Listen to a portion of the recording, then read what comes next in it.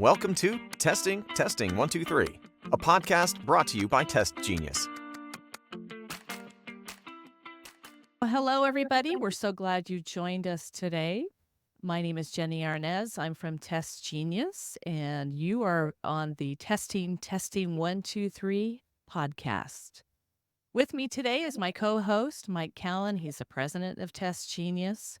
And Mike, do you want to say anything? Greetings. Glad that you're here joining us, and we're excited about today's podcast. We've got a great guest with us, and frankly, we're all going to be learning stuff. This is new territory for us outside of our scope, and so it's going to be a fun couple sessions. That's right. Today, we are recording our first session of 2 with Dr. Brian Marentette. He's from Berkshire Associates. He's the Director of People Insights there. Brian's going to be teaching us. This first episode is just about pay equity basics. And so Mike and I will be asking Brian lots of questions, and we hope this is a beneficial time for you. Brian, would you like to tell us a few things about yourself? Sure. Thank you for having me. First of all, it's an honor to be here. I am a former member of the Biddle team through 2 different stints with Biddle, but recently we were acquired and joined the Berkshire Associates group. So I know the Biddle folks well, and it's nice to be back speaking with you. But yeah, Brian Marentette here. I'm an IO psychologist that specializes in a number of different areas across the HR space and EEO compliance, doing sort of TestGenius type work as well with testing and validation, but also other statistical analyses surrounding personnel decisions in the workplace, hiring, promotion, termination, and compensation, which is what we'll talk about today with pay equity. So nice to be here. Wonderful. Thank you.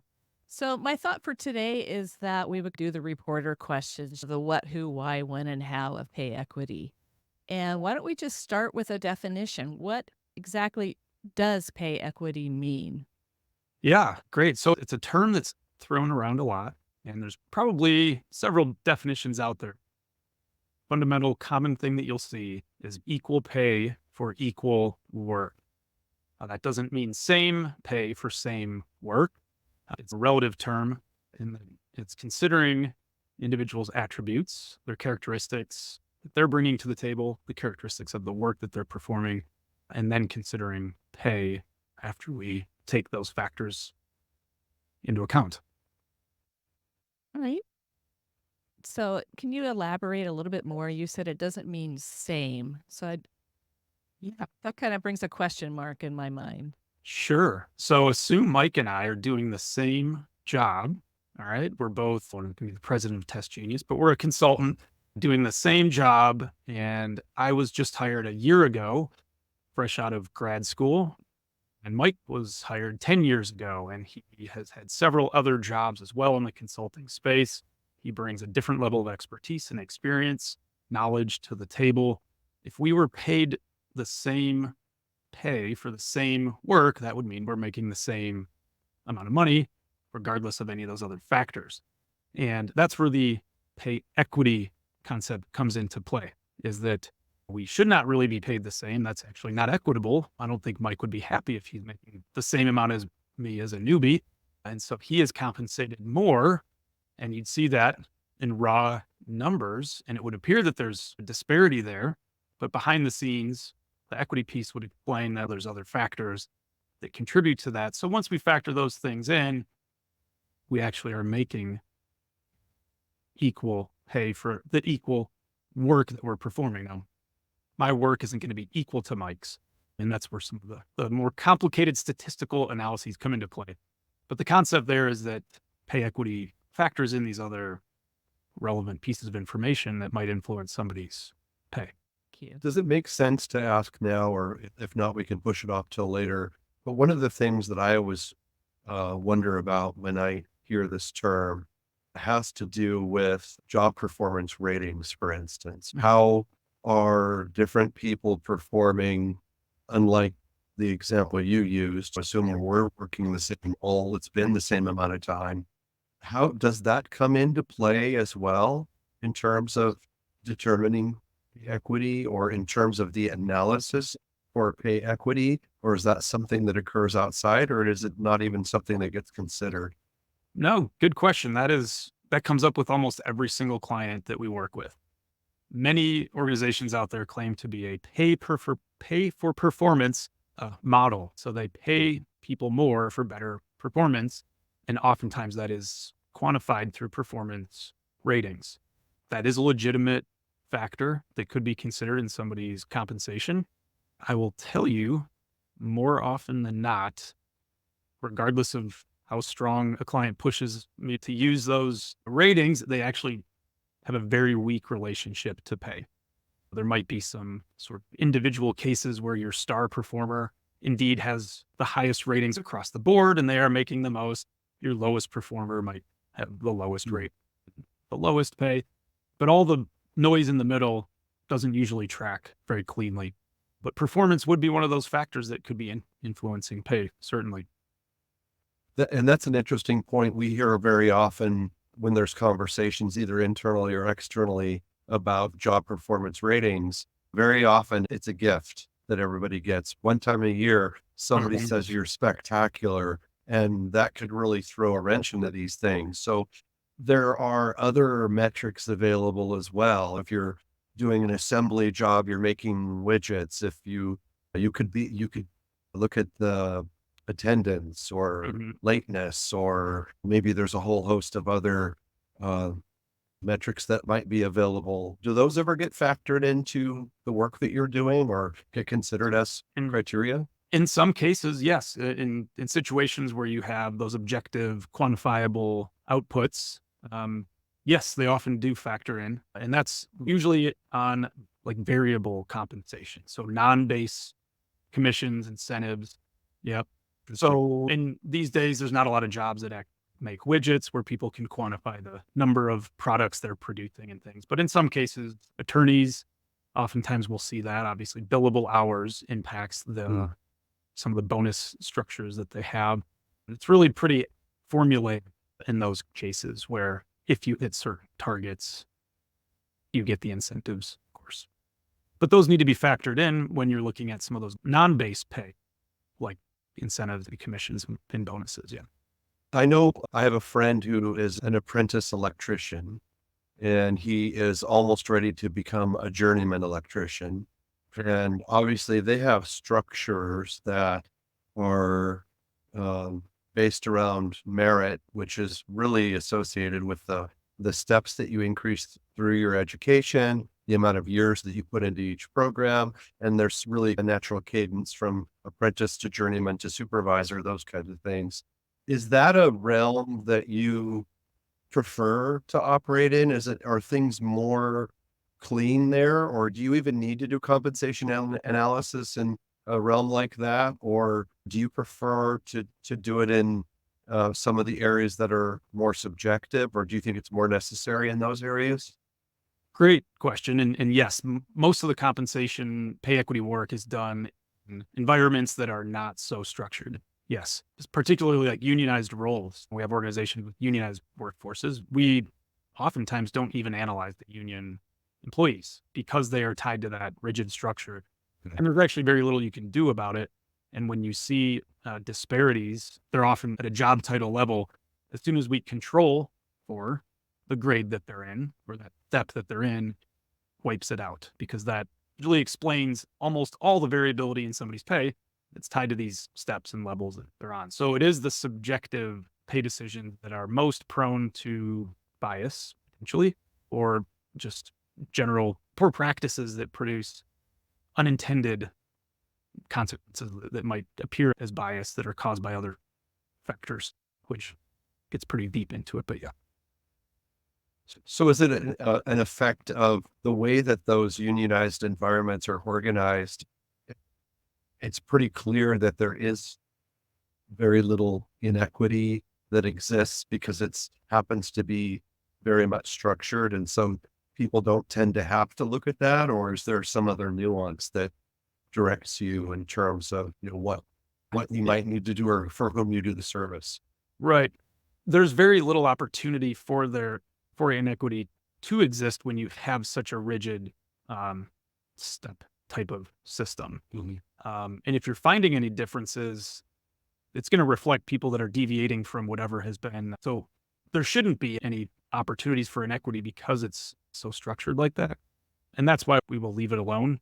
I will say from a different perspective, there's kind of two lenses you can look at pay equity through. One is a legal lens, or violating any federal or state or local laws that might prohibit disparities or apparent bias in pay. But the other is more of a DE&I lens, or more of a diversity lens, where let's say we look at that job of electricians and we're not controlling for those different steps. And we see a huge disparity in pay between men and women. Now, what does that mean? Does it mean we have pay bias against women? Or does it mean that we have only got our female employees stuck down in the lower steps? They haven't moved out of the lower grades and steps to get up to higher level. Sure, we can explain away the difference. We can statistically tell you, it's not an issue once you factor in those steps, but then you then have to self-reflect as an organization and say, why do we have all of our females or all of our Hispanic or Black or minority employees stuck in these lower level? And then it becomes a separate issue, not really a pay equity issue. It's more of career progression, glass ceiling problem, which is another benefit of doing pay equity work, is that it can spotlight some of those issues. Another associated problem. So there's two things I want to ask. I'm going to throw this out here because I don't want to forget. The comment that you just made about identifying some of these issues, that could really potentially point toward a systemic issue, right? If you find that something's happening over here on the compensation side, you should probably look elsewhere within your organization. And the second part, I'm just going to throw this outside, so I don't, I'll go ahead and answer that and I'll type myself a note. Yes. Right. No, you're spot on. It ties into a tangentially related concept, which is the pay gap problem. Okay. Which is, and I can define that before Jenny has to ask me for it. Which is really just looking at like unadjusted sort of like ratio of, let's say, male to female compensation. We're not factoring in any of these relevant pieces of information that might come into play, performance, education, whatever it might be. You'll hear about the pay gap statistic in the United States. It's published by the Census Bureau when they run their census every so often. And the most recent figure is like 83 cents on the dollar. Females earn 83 cents on the dollar compared to their male counterpart. And that leads a lot of people to think, oh, we have a huge pay equity problem in the United States. And not necessarily true. It's not really a pay equity problem. It's more of a labor market availability or the talent acquisition problem. You've got your highest paying jobs, and we know from census data that there are more male employees available out there in the labor market for these higher paying roles, and that females are much more available out there in the lower paying bands and things. When you just look at an organization and say, what's the average male versus female pay, of course, you're going to see this 83%, 17% gap, right? Females making 83, right, the male counterpart. And so through a pay equity analysis, you get a look at your like job title level. Are we paying people the same for pay for equal work after we consider these relevant factors? But then you can also look at that broader sense and see, okay, do we have more of a talent acquisition problem? Because we've got these pockets where if we take job title out and we look at average pay, there's a huge gap over in this one business unit. We're not bringing in any female or minority employees into any. And that conversation changes to, again, the TA team. It's not a comp issue. It's not a dollar problem. It's, are we getting people in the door? Are we not getting enough applicants? Recruiting appropriately?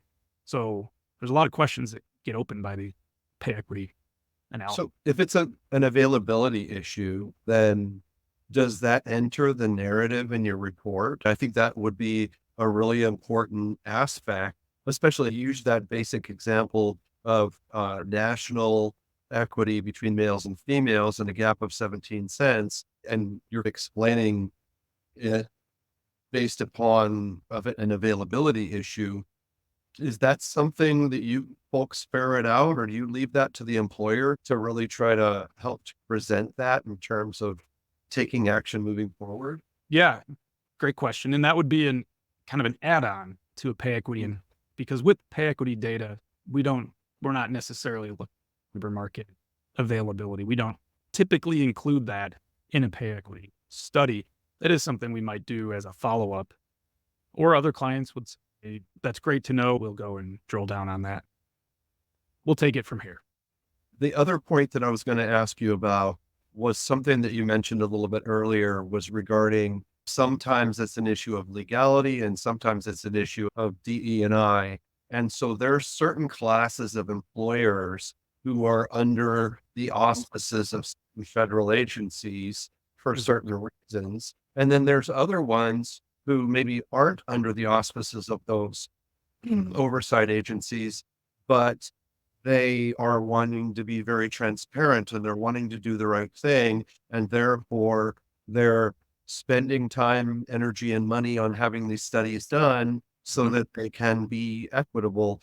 I think that probably a lot of people in our space, and maybe even particularly on the talent acquisition side, our side of HR, they don't really understand what that is or what that means. But you grew up in that space, the consulting and the affirmative action and the EEO and the pay equity analysis, that all really has everything to do with those two spaces. Can you spend a couple minutes and define those two arenas for us?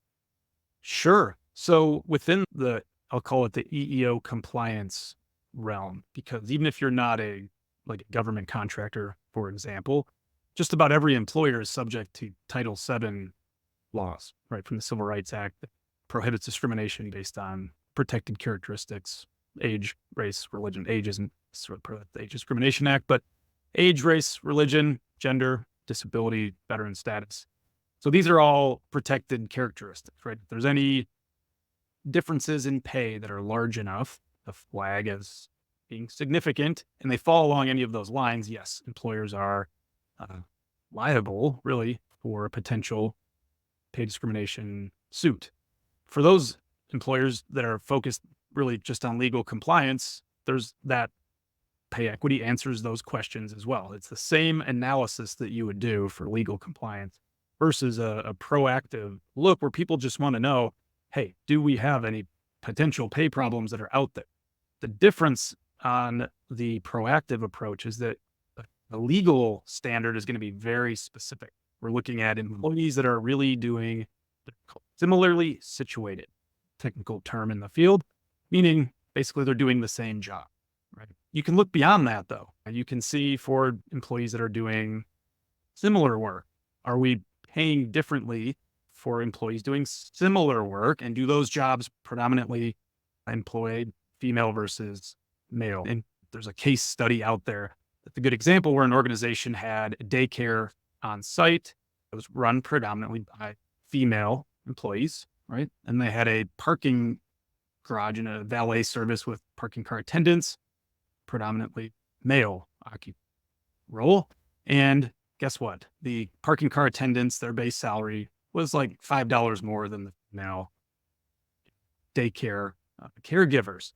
And you got to ask yourself as an organization, okay, you're paying fairly within these two jobs. There's no discrimination going on. We're not paying unequally. But then what's the value that we place on those two jobs that arguably the daycare providers are even doing more complex work, more higher risk. They've got the lives of children there. But certainly more hazardous, right? Hazardous, more stressful. You're a pretty young kid doesn't know that. But I've done both jobs, actually. I was a valet and I did caregiving for my kids. And I would say this is a much harder job than being a daycare provider. But looking at it from a legal lens, to find any problems, because within these jobs, they're paying equally. But when you look at then across similar types of jobs, so like that band of jobs that's just support work throughout the organization, you're placing more value on these male-dominated roles. And that's where some of those subtle biases that maybe existed decades ago have just become the norm. And of course, we pay our parking lot attendants $25 an hour and our daycare providers $20. So we've always paid them, and it's never been a problem. You don't know that until you run something like a proactive pay equity analysis that goes beyond the legal standard to really root out those areas where, as an organization, have you made sort of biased decisions in the past that are no longer even a thought until they're surfaced in one of these analyses. Yeah. So let me jump in Go ahead, here real Jimmy. quickly. And you've used a term several times. I've heard pay equity analysis. Yeah. let's say I'm an employer, maybe I'm a VP of HR or HR manager. At what point do I consider having a consultant like yourself come in and conduct an analysis of our pay structure? What would be a trigger, you mean, to? Perhaps maybe talk about proactive versus reactive. Yeah, okay, And sure. And I think when, the aspect of whether you end up in the legal side of the scrutiny versus just the public opinion side of, the DEI side of things, I think that all factors into that as well, depending on which side of commerce you're on, right? Yeah. Yeah. Okay. Might trigger a legal review would be, you can still do proactive, legally oriented pay equity analyses, but that really is going to be coming from your counsel that might think, hey, since that there's some up there and complaints bubble, uh, has some fair pay activity here. Any individual employee can kind of file a claim and say, hey, I'm being discriminated against based on gender. And so from a legal sense, yeah, there's no necessarily a trigger for that. If you get a claim, you have to respond to that with a reactive analysis to support your legal counsel and rooting out what the real story is. And is there an issue here? And do we need to settle? And how much should we settle for? And what's the back pay? That's a whole nother world, right? That gets activated when there's a lawsuit that's filed.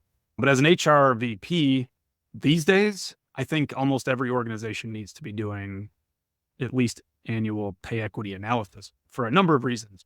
First, they haven't been doing them.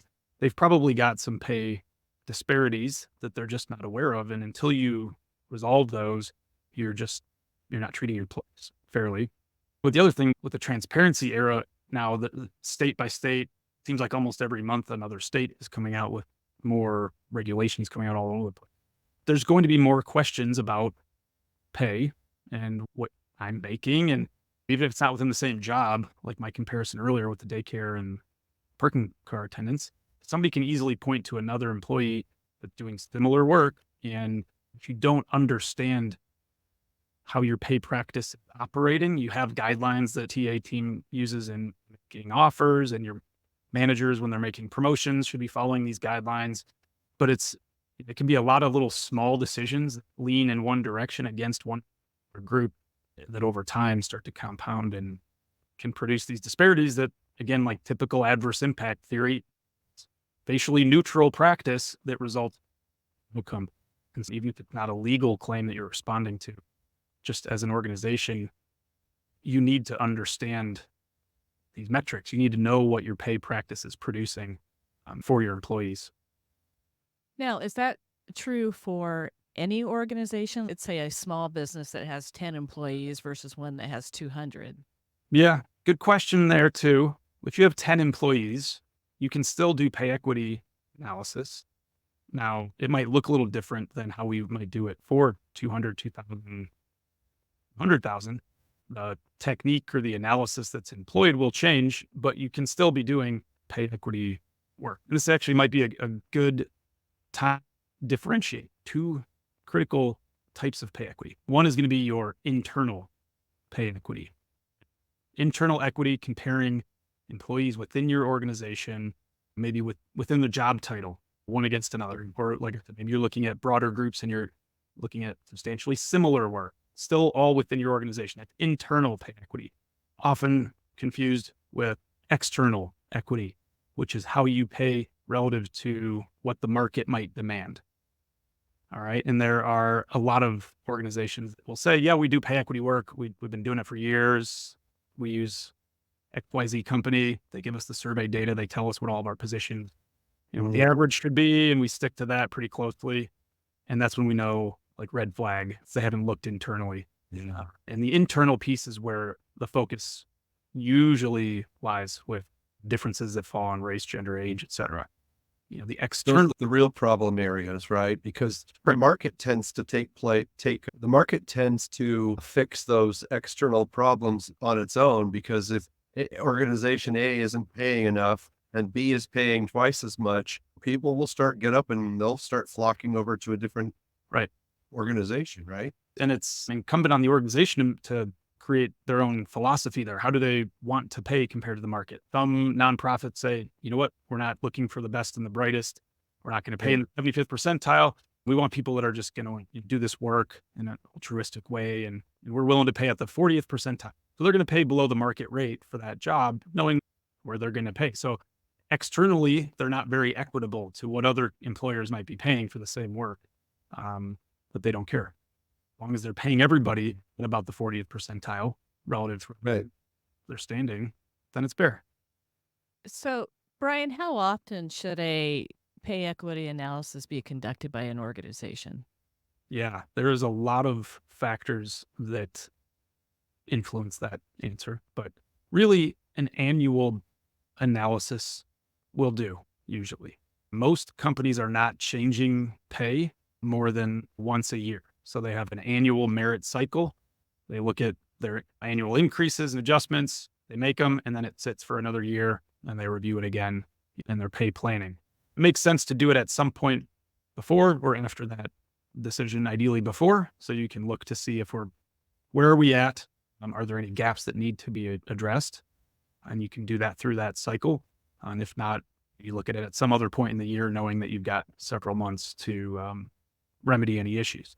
The one other factor there that would come into play is the flux of your workforce. So if you have a lot of turnover, a lot of hiring, a lot of acquisitions going on, divestitures, you need to look at that much more frequently. So we do have a couple clients that look at it every 6 months, other ones that will tap us a couple times a year, 3 times a year if they have several acquisitions going on and they need to see how do we look now that we've reshuffled and integrated some new employees in.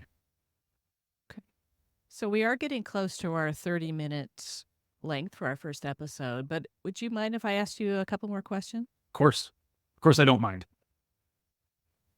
Thank you for clarifying that. So I heard you say pay transparency. Yeah.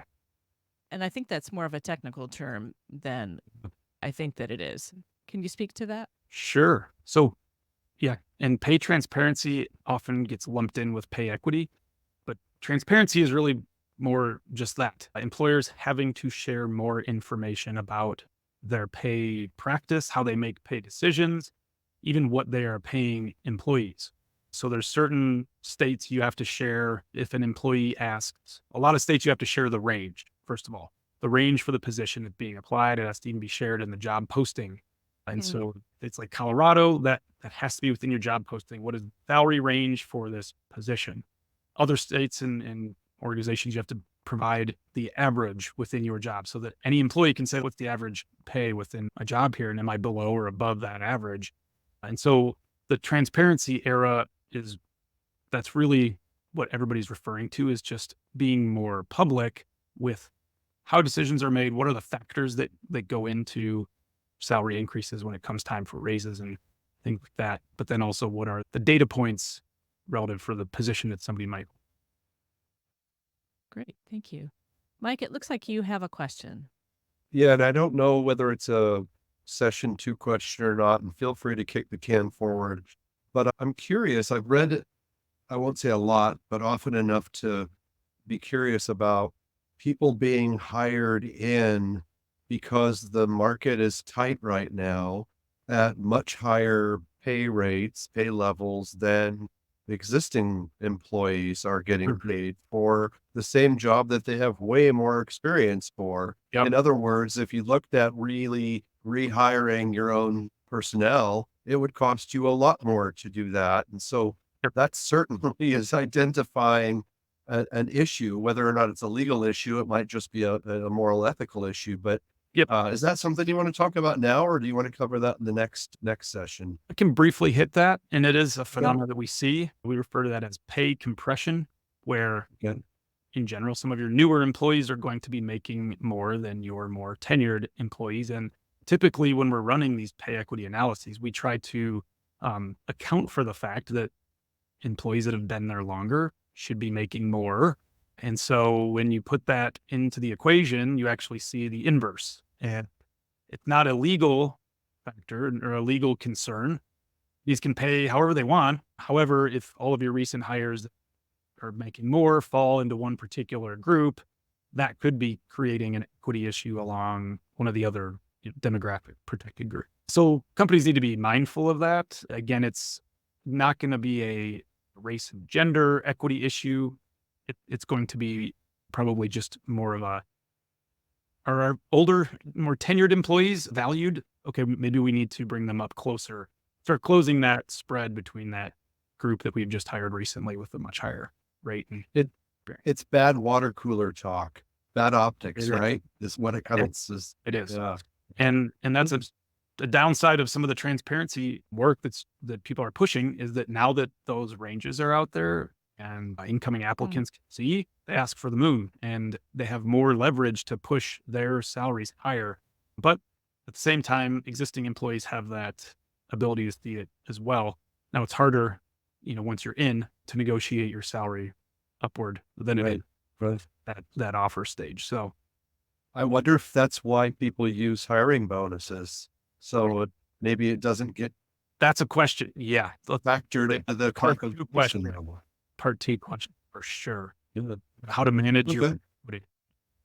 Well, Gotta write that down. there's a cliffhanger for session 2. If you're dying to understand the answer to that question, then be sure and join us on the next episode of this conversation with Brian. Yeah, Brian, as we wrap up our first session together, I'm curious as to your why. I know you to be a very purposeful, intentional individual, and you've dedicated, well, gosh, years of education in this space, right? So Yeah. what's your personal motivation for this career?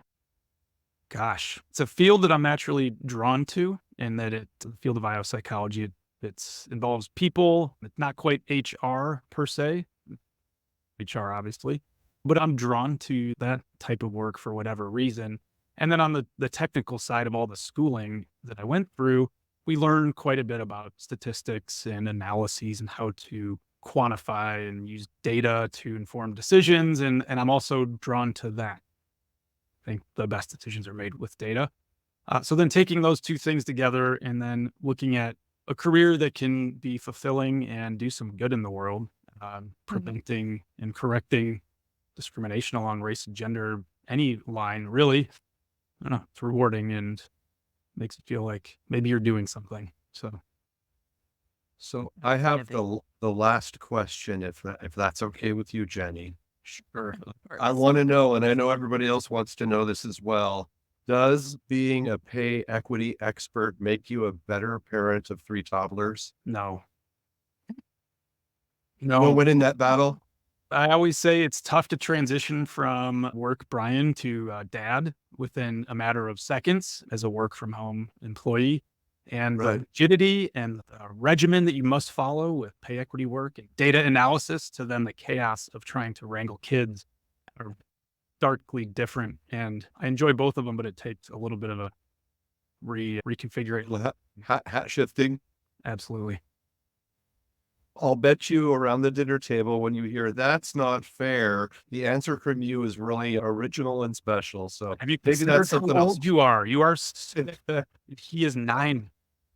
And a lot He's more been on this- experience.